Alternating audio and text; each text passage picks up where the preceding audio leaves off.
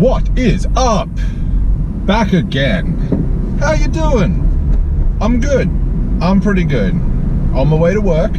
We got a midday start today, so, you know, got into the gym this morning, hence all the kit next to me. That all went well. Now, the last video I put up was a watch unboxing, reviewed, initial first impressions. I didn't go really in depth with it. I put a little bit of information in the description.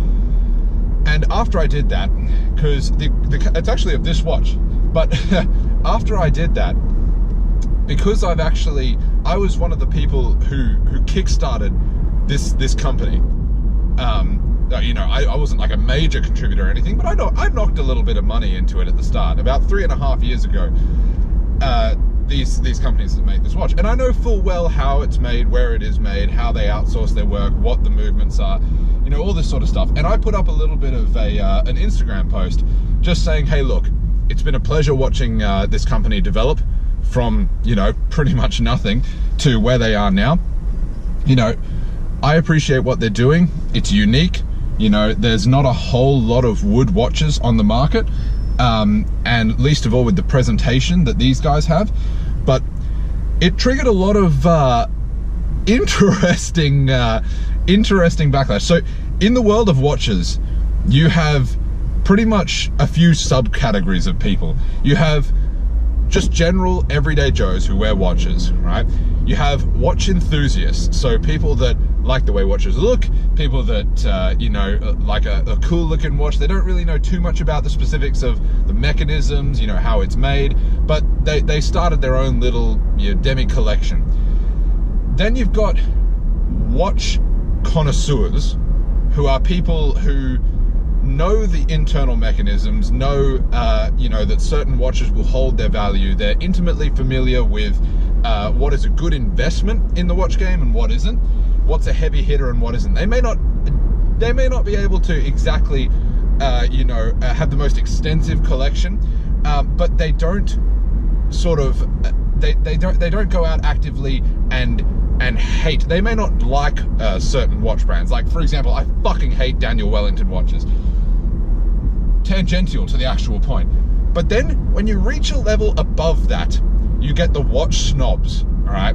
The people that, you know, they see a watch with a quartz movement, you're dead to them. And that, you know, and to a lot of people it doesn't really matter, but they see these watch brands that come out of, you know, admittedly they're made in either China or Japan. You can outsource, you can start your own watch company for and large sale distributing for about 10K. I've seen people say as low as sort of like 3 to 4K US to really just get the thing off the ground. The main thing is marketing, you know, a media presence. So, and really in this day and age, a lot of people fall into that. Just they'll have either 1 or 2 watches, or they'll like the look of certain watches, they'll buy them. So that's why these companies like MVMT, Daniel Wellington, Original Grain, you know, any of these sort of quartz watch companies, that's why they're really taking off, because, you know, a lot of people aren't that hard up about watches,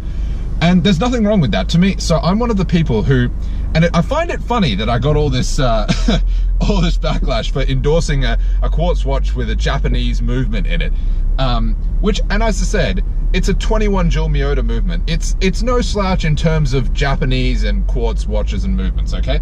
It's not, you know, it doesn't have the same artistry and prestige of, you know, an in-house Rolex movement or something like that, but or a Patek movement. But they're not playing the same game, all right? But what a lot of people don't understand is the history behind the watch game entirely. So up until, you know, the late 60s, early 70s, there was no quartz movements. That's when the quartz crisis happened, and a lot of these big brands that made their own in-house movements, you know, very, very big artistry and craftsmanship behind it, they almost sunk when this quartz way of battery-powered quartz watches got introduced. And before that, a wristwatch was a luxury. You know, until the 1900s, wristwatches didn't exist. So wristwatches were a luxury. They were so expensive that not everyone could afford them, because you had to pay for the craftsmanship, the mechanical movement, you know, and it wasn't a day-to-day item. And then sort of Seiko came out with the first quartz watch movement, and you know, it almost took down, and a lot of these companies you know, took a massive hit. And that was when we also got the subdivision between sort of classes of watches, because that spawned this whole like, oh well, I'm only going to support the authentic stuff and you and your rubbish quartz movements. And that's where this sort of pompous jackassery came into the watch game. And I get it, right? If you're in a position that your collection is all APs, Pateks, Rolex, you know, good for you. All right, I would love to be in that position, to be honest. But at the same time, I can appreciate you know, a decent watch. The watch that I wear doesn't have to have a handcrafted Swiss or French movement. It doesn't have to, you know, tick all the watch snob boxes, and that's why I'm more of a connoisseur or a collector. But I found it very interesting that I was getting all this flack on my Instagram, because at the time reviewing that watch, I was wearing a Zenith El Primero Chronomaster Grand Tour Special Edition. That's Zenith are arguably the best movement makers in the world. They used to supply Rolex's movements before Rolex went in-house, and their movements are literally legendary. So and I don't mean to point fingers, but a lot of these people that were hanging all this shit, where's your luxury watch? Where's your Zenith movement? Where's your Patek Philippe? Where's your Audemars Piguet? Anyway, tangential to the point, I just find it ridiculous, okay? Because I think quartz watches and cheaper movement watches are necessary. As much as I don't like certain brands of them, I think they're necessary, because yes, they have spawned this weird toxic culture, which quite frankly, from the outside looking in, makes people who are sort of worried about this in terms of watch collectors, watch snobs, you make them all look like idiots, all right? To just the general public, you look like a fool, all right? So, you know, stop being so hard up about it. But I think they're necessary because they drive these bigger, older, more prestigious companies to higher heights, okay? Because in order to tap into that watch snob market, or a collector looking to get a high-end piece to join his collection of mixed quartz and mechanical Swiss movement watches, Japanese, Chinese, well, it doesn't matter. But in order for these companies to tap into that market, they need to be on point. Not only do they have to have heritage behind them, something like the Rolex Submariner, for example, which every watch company ever has bastardized and released a version of it. It's just how it is, all right? It was the original, and it was a good design. It's a historic watch. You know, Tag Heuer built a brand around it. Also, I hate Tag watches, right up there with Daniel Wellington, even though they're complete opposite ends of the spectrum. But that's another topic entirely. See, I do have a little bit, but I try and appreciate, you know, all watches. I understand that certain people will like smart watches, for example, which I fucking hate. But I think all these watches are necessary to drive those bigger companies, that if they make the wrong move, if they release something that people don't like, if they slip up, then they know there's a million quartz brands ready to cash in on that missed sale. It's not, they don't have the monopoly that they used to, these Swiss movement watches. And yeah, I would rather have a high-end luxury watch than say, you know, this original grain watch that I'm wearing right now. But the fact of the matter is, I will be someone who buys watches that I like, okay? That I like the look of.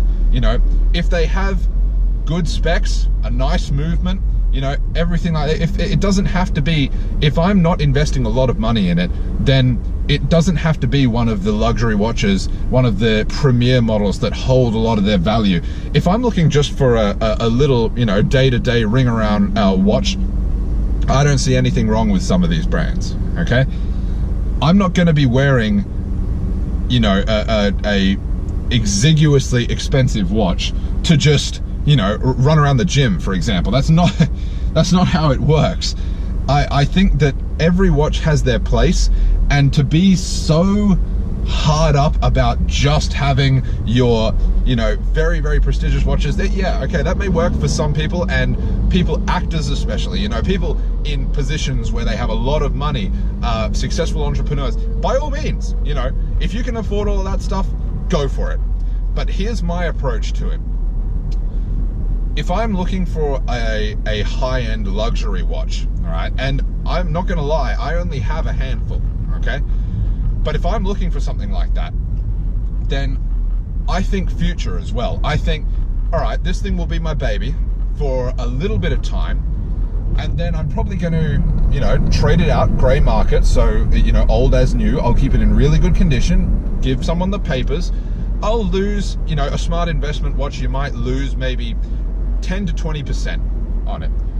I will then return that money into an upgrade of what I got. So say you started at a two-tone Submariner, Rolex Submariner, and you then, this is a very, very general example, you then traded that one gray market after a year or two of really, really liking it.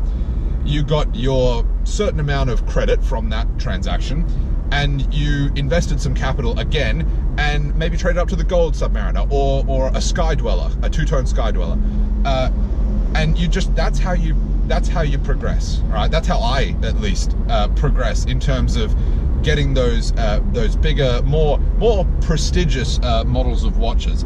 But I don't have an issue with people who really like, you know, maybe a diesel watch. I've got a diesel Mr. Daddy 2.0. Hey now, great name, which is a 66mm face. Do you know why I bought that watch?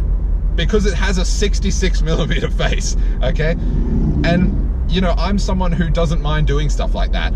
And I think that people who can't just get their head removed from their ass and realize that, you know, life's too short to have these sorts of hang-ups about things that not everyone cares even the slightest bit about.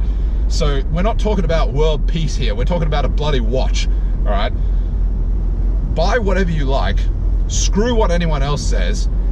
And these watches here, these quartz watch movements, the Japanese movements, the cheaper watches, they can be stepping stones for getting people into the high-end watches. That's what happened to me. So yes, I still like all kinds of watches, okay? There are a couple of brands that I hate that I've mentioned, but broad spectrum, I appreciate that anyone can like any watch they want. And you should look at it, if you're a watch snob, as people buying these quartz watches is not taking away from your precious brands and the artistry and heritage of watches themselves, but you should look at it as them initially starting their journey in the watch game. And these are stepping stone watches to possibly getting into the industry that you are in, you know, with the high-end models. There's about 11 or to 15 brands that actually hold their value as investment pieces that are luxury watches, as well as the ridiculous watches like Jacob & Co. and stuff like that, which are, you know, millionaire sort of shit. But look at it as a stepping stone. So rather than attacking someone for showcasing a watch that they like, instead encourage them. Say, hey, that's a nice watch.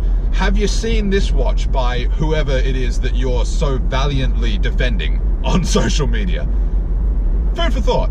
That's just my little watch rant. If you don't like watches, I apologize. This will be one of the only videos that I will talk about it like that, but just have a think about that.